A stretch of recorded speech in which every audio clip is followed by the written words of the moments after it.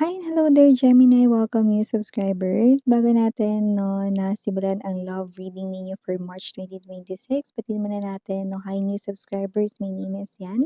Welcome. At sa atin ditong mga returning istam buyers and puyaters, welcome. Thank you so much. At yun nga, kung hindi niyo pa alam, meron pa po tayo other channel, link down below sa ating description box. If interesado, pwede kayo mag-visit at tumambay there. Araw-araw nag-upload din tayo ng collective readings for all signs doon. Okay, by the way, reminders muna us na wala tayo ditong gender, babae, lalaki, LGBT. Lahat tayo welcome. Pwede rin pong i-switch ang mga roles kasi general reading ito. And at the end of the day, lahat tayo may free will na free mong gamitin anytime, anywhere. At yun nga, na cross-watchers dito ni Gemini or may Gemini placements sa natal/birth chart, welcome din kayo. Okay, so let's go ahead and see your love reading for March 2026 for my Gemini people. Archangel Michael, maraming salamat together with the guardian angels of Gemini. Can we get messages for their love situations para sa buwan ng March 2026? March 2026 love reading for my Gemini people, please. Thank you so much para sa palagi ang presence po ninyo. Divine unseen forces. March 2026 love reading for Gemini.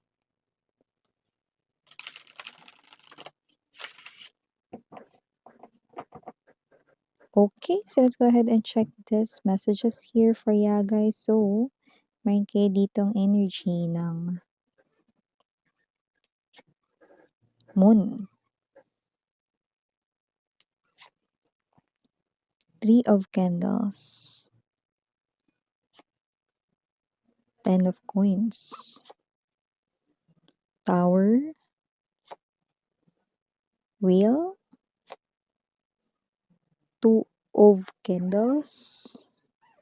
Four of Coins para sa bottom of the deck together with the Eight of Cups and the High Priestess. You might not be talking with this person here right now, or you could be talking for quite some time already. Yung iba tumatagal nang hindi kayo nag-uusap, but this person here feels lonely without you. And you, okay, you could be acting like you're fine and okay, but I do pick up that you also miss this person here. So you're missing each other here. You might not be talking, others you could be having less talk or wala talaga at all. But you are both missing each other. Parehas kayo naghihintayan kung sinong mauuna, kailan, saan, muling magkikita. Eh, ba't hindi na kayo mag-usap? Now na, 'di ba? You could be struggling with your emotions or someone or isa sa inyo ang nagsa-struggle sa emotions. Yung iba, nakita ko rito sigurado ka gusto mo siya. Siya naman, puwedeng iniisip mo hindi siya sigurado kung gusto ka ba niya or whatever, 'no? Kaya gusto ka niya, pero parang may bumabagabag sa kanya. I don't know. Something to do related sa kanya ritong personal na buhay, I don't know. Parang meron siya ritong, nililihim with the High Priestess tinatago, Wheel of Fortune, Ten of Coins na ayaw niyang malaman mo. Something to do maybe sa kanyang nakaraan or sa kanyang past or whatever. Or something na mahihirapan na tanggapin ng kanya ritong own people, soul tribe family? This person's full of mystery, huh? But I do see that whoever this energy is, Gemini, you both like each other here. But the problem is, nasa isang person, nasa kanya. Okay? So I do pick up that with the Tower and the Wheel of Fortune, maaring nasasaktan ka dahil hindi kayo nag-uusap ngayon. At maaring meron ditong bagay na gustong-gusto mo, no, na mangyari sa inyong koneksyon. Like gusto mo siyang makasama, pero hindi pwede, and siya yung may problema rito or whatever, no. But you are really willing to forgive this person here, no. I repeat, this is not for everybody, Gemini. Just take only what resonates. But I'm seeing that this person here, willing kang bigyan siya ng chance. Two of Candles, you are still seeing partnership once again or once more with this person here, and you are someone na handa ka ritong patawarin siya at tanggaping muli. Okay? This person here will definitely talk to you sa March. 2026. So, babasagin niya yung kanyang katahimikan dito, Gemini, and this person here will talk to you in private or kayo lamang dalawa para mas malinaw at mas makapag-usap ng maayos. You do not need to talk like hush, okay? Puwede ka ditong tumahimik lang 'no, let this person here do the talking. Because lahat ng mga gusto mong sabihin itago mo lang 'yan sa sarili mo kasi lahat ng mga gusto mong sabihin or itanong masasagot niya rito 'no, nang hindi mo na 'yan kailangang, iparating or sabihin. Talaga miss 'yan? Because with the very strong moon right in here 'no, okay, lahat ng mga iniisip mo ay kanya ring iniisip at alam niya rin na 'yan yung mga bagay na bumabagabag sa'yo. One by one, this person here will answer those. So, you do not need to worry about it 'no. Kung ikaw ito na you're tired or you're someone here na ayaw kong i-open up yon, why not hindi magmula mismo sa kanya, Miss Yan, then magmumula talaga sa kanya mismo 'no, galing sa kanya ditong lips or sa labi niya rito 'no, manggagaling 'yun. I do see that secrets will be out right here and all of the mysteries you have in your mind, all of the questions, will be answered by this person. So, kung sino man 'tong energy na 'to, I do pick up that this person here, I can't tell kung takot ba siya rito, but yeah, maybe there's part na natatakot siya rito 'no. Okay, about your connection here no, in the future. Not because lolokohin ka niya or whatsoever, no? Kundi baka mga babes na maging dahilan siya kung bakit ka dito masaktan or siya yung pinaka-konektado. Paano ko ba ito bigyan ng example? Okay, ganito.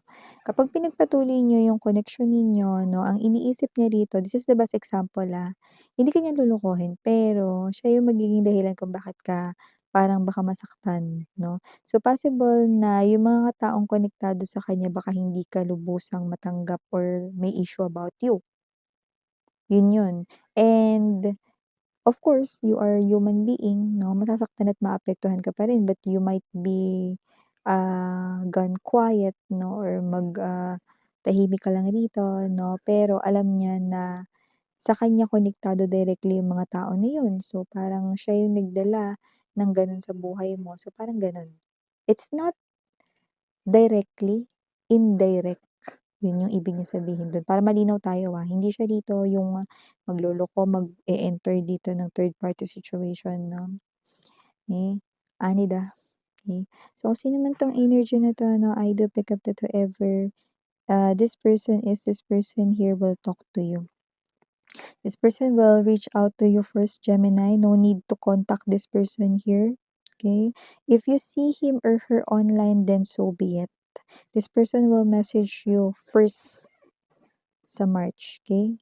So, if you're waiting for this person here, Three of Candles energy, this person here will make a move. Okay? Do not lift a finger here.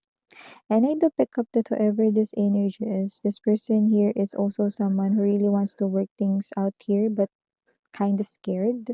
I think you just need to hold this person's hand like this or like this to show support that you're there, na kaya niyo tong lampasan, like hawak kamay, diba? So I do see that this partnership right in here is far from ending. So if you think na tapos na yung lahat sa inyo or whatever, di na madudugtungan, blah, blah, blah, then you're wrong, sweetheart. Because this person here is coming this March 2026. Okay?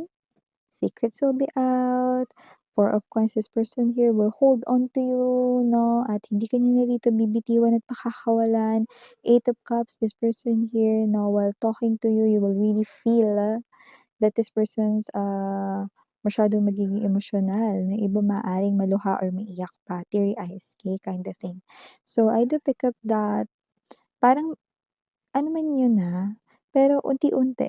Okay, unti-unti mau-open up niya sa'yo dito yung mga issues niya rito, 'no. May mga issues about other people sa paligid niya, family issues? Okay, I don't know what particular it is, but yung iba kumokonekta sa family issues, I don't know. I don't know kung may issue ba siya sa family niya o yung family niya posibleng may issue sa'yo, I don't know. But I do pick up strong family concern here, no? Pero you know, no, in love, ang kailangan lang ay two people. You and the other person. The other person and you. Wala nang iba. So, I do pick up, no, na ano man yung maging hadlang rito, may mga tumutol man, di pumayag, blah, blah, blah. Ay, ano naman. Hindi naman talaga sila as in literal na kasali, 'no? Sa inyong love story, dalawang tao lang, 'no, sa love story dito. Huwag kayong magpaapekto, okey? Nakikita ko kasi naapektuhan na matagal na, ng relationship ninyo at hindi matuloy-tuloy nauudlot ninyong koneksyon yung mga tao sa paligid dito. Actually, sa side niya, dun ko napi-pick up. Pero ganun pa man, I'm seeing that whoever this energy is, na finally kahit papaano nagkakaroon na ng courage or, tapang 'no, to talk things out even paunti-unti lang 'no, little by little, okay. So I do pick up that this person here will make a move sa'yo this March 2026. So I do see that this person here is definitely buo na yung kanya ditong pagpapasiyang kakausapin ka, pero yung pag-o-open up, slowly, slowly lamang 'no. Mabagal man carry na yun, Gemini, 'di ba? Kasi alam niya na wala naman siyang iba wala namang nakita ditong ano, ibang kinahumalingan niya or ibang, nagkagusto siya sa iba or what, wala naman. But I do pick up here 'no, that this person here is admitting that he or she 'no, ay hurting you, lalo na kapagka ang gulo niyang kausap. O at least inaamin niya magulo daw siyang kausap dito, sweetheart, o tower 'no, and the three of candles. So kung sino rin 'tong energy na 'to, I do believe na lahat ng sasabihin niya sa'yo 'no ay, bawat salita ay humugot siya ng maraming lakas ng loob at kumpiyansa sa sarili bago niya 'yun sabihin 'no. So, if you think na ikaw lang yung nag-iisip at ikaw lang yung nasasaktan, na ikaw lang dito yung nag-aalala 'no, no, you're not alone dito sa situation na 'to because this person is also feeling the same way, kagaya ng nararamdaman mo sa inyong situation. However, it will come to end din, okay? Okay, this too shall pass. Okay, this too shall pass. So, for the initials right in here, Gemini, yes, we do have, yeah, I just saw, no, yung symbol ng messenger. So, maybe it's a chat message here, no? Pero iba, pwede hindi naman messenger. Kahit ano yan na social media platforms. WhatsApp, what else? Viber here. Instagram direct message, PM, yan, no? Pwede rin namang text message, okay? But more likely, baka more sa messenger. Okay, chatting. Okay. So your initials, we have here capital letter L, capital letter M, capital letter G, capital letter H, capital letter C, capital letter Y, and capital letter T. And for other letters might not be capital N, O, R, S. And last but not the least, we have I. So yeah, these are all the messages I've got right here for you, honey. Again, I'm your Yana on you, Gemini. Please check out other channel, if interested. Oh, may pahabol mga babes, no? I just heard drop by. Yan. So, pwedeng itong tao na to, no, ay bumibisita sa inyo, pinupuntahan kayo palihim, di nagpapakita rito, no? Or, baka yun ay isang klase ng sign, no, na magda-drop by siya rito sa place mo or sa workplace mo, sa pinagtatrabahuhan mo, no, at baka dun na mangyari yung talking or conversation. And I do see that whatever this energy is, no, because the feeling that I've felt no, after hearing it no, is lot of or full of determination. So maganda yon kasi ibig sabihin talagang ito siya 'no, na paninindigan niya na this time ano man yung connection ninyo 'no. Though scared, yeah, though scared 'no, nakaramdam naman tayo rito ng paninindigan coming from this person's energy. So no need to worry 'no, for the outcome here 'no. Let this person here handle this 'no, kasi it's already too much for you to bear because you've already felt 'no, that kind of pain 'no. And yung iba kasi sa inyo parang feeling pa ninyo this person's avoiding you pa nga 'no, pero hindi 'no. Ito lang talaga yung nangyayari sa kanya. Yeah, okay. So again, I'm Yuriana, only for the girls and Yana, Duna for the boys. Harang hail, love and light. Ayun.